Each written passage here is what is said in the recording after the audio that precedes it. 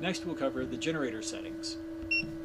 This is where you can enable or disable the AC input labeled generator on the inverter. You can use other AC input types, such as a microinverter, in this AC input with some custom configuration.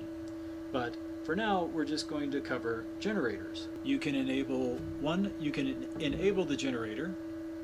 Then you can enable generator charge. This will allow, when the generator is started, for it to charge the batteries.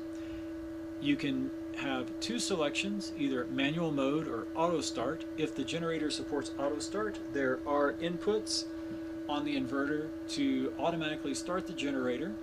You can do it once the battery voltage hits a certain voltage, and you can stop the generator once the batteries are charged up to a certain voltage. You can set the charge current.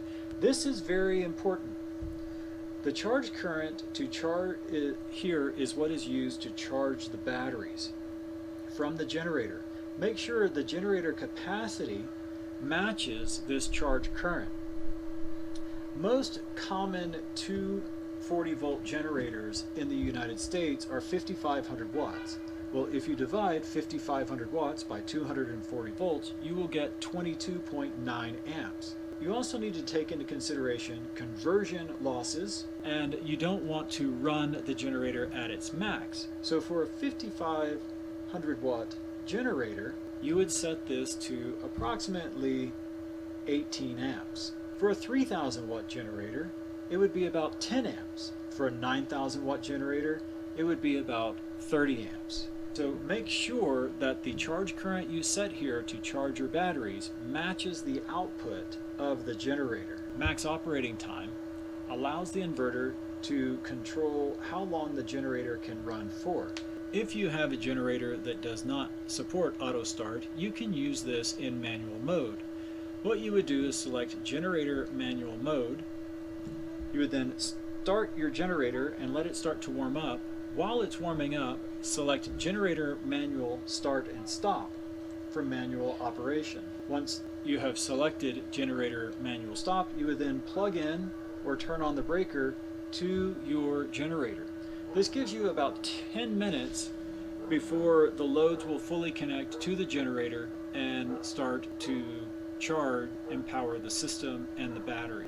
Now, because it's in manual mode, it will work with the stop volts and the charge current, and the inverter will do that, but you have to remember that because it's not connected to the generator, a max operating time would not be applicable. In some special use scenarios, you could connect a second AC input to the generator input on the inverter. You would select generator manual mode, set the start and stop volts, set your charge current, and the watts. Now, where this could work is if you installed another solar array and you were using a grid-tied inverter or a microinverter that just simply converts the DC power from your array directly into 240 volt electricity, you would have that as an input, and that input could then charge your batteries, multiplying the size of your solar array. You want to make sure that you understand the ramifications of that setup and that you've done plenty of research to ensure you know how to make those connections without harming yourself or damaging your equipment.